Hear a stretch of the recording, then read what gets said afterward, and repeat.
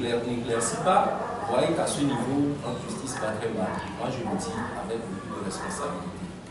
Qu'on me convoque ici pour que je m'explique. On ne peut jamais condamner un étudiant d'avoir appelé ses camarades pour expliquer une situation. Et la manière dont Satili Folie a été arrêté, et si vraiment la LT2 est une organisation de violence, je vous assure que jusqu'à l'heure à l'université de Lomé, il n'y aura pas de fête. Et lorsqu'on aborde les autorités, plus précisément le président de l'université, professeur Kokoroko, et qui continue par nous menacer, en tout cas, la LT2 est là. La LT2 va être toujours présent et va continuer la lutte. Et s'il va continuer par transformer l'université de Lomé en un champ de tir, qu'il continue.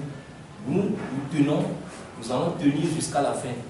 Et je suis très sûr qu'il est obligé de revenir au dialogue. Parce que les étudiants sont derrière nous. Notre force, c'est les étudiants, c'est la base. Et pour les autres organisations, je pense qu'on a presque les mêmes objectifs. Et l'objectif, c'est de défendre le droit des étudiants. Du moment où nous organisons des manifestations pacifiques, par exemple, des marches, pour dénoncer des situations, je dois vous rassurer que nous étions très bien avec le président de l'université, jusqu'au moment où nous avons organisé une caravane dans laquelle nous avons dénoncé des irrégularités sur le campus. Et c'est à partir de ce jour que le président de l'université ne veut plus entendre de la K2.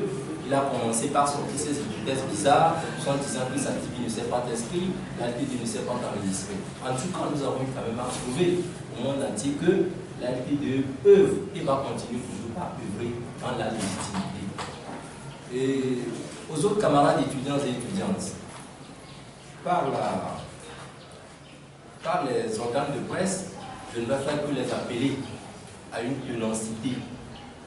La lutte va continuer. Nous sommes appelés à faire de nos universités des universités de qualité. Madame Pegba qui va dire sur les médias qu'à l'heure où nous sommes l'université de Lomé à l'image des universités d'Europe, moi j'ai honte. J'ai honte parce que une maman qui parle ainsi et qui se dit qu'elle est professeure, qu'elle a quoi, nous on s'en fiche. Elle a fait son temps, elle a eu des bourses, elle aimerait revenir. Il faut qu'elle fasse ce qu'on avait fait dans le temps. Ce n'est pas parce qu'on est vice-président de l'université qu'il faut aller rapporter de n'importe quoi sur les médias, aller diffamer les étudiants. Sans les étudiants, Madame Pegba ne va pas être là-bas. Aussi, qu'ils sachent très bien que si les étudiants décident aujourd'hui de la gouvernance de l'université, ça va être quelque chose de réalité. Ils ne pensent pas que parce qu'on est président, parce qu'on est vice-président de l'université, parce qu'on est professeur, on entend qu'il faut donc bafouer la génération future. Et c'est sur ce mot, je vais demander aux autorités de rentrer dans leur inconscient et de revenir à la conscience. Pour que tout marche très bien à l'université. Au cas contraire, ils seront tous responsables des actes qu'ils ont posés. La franchise universitaire qu'ils n'ont pas respectée. Parce que les étudiants n'ont jamais cassé quelque chose à l'université de Lomé. Comme preuve, vous pouvez vous approcher des étudiants des cités. Qu'est-ce qui pousse ces agents de force de l'ordre à aller taper les étudiants dans les chambres? Ce qui est déplorable.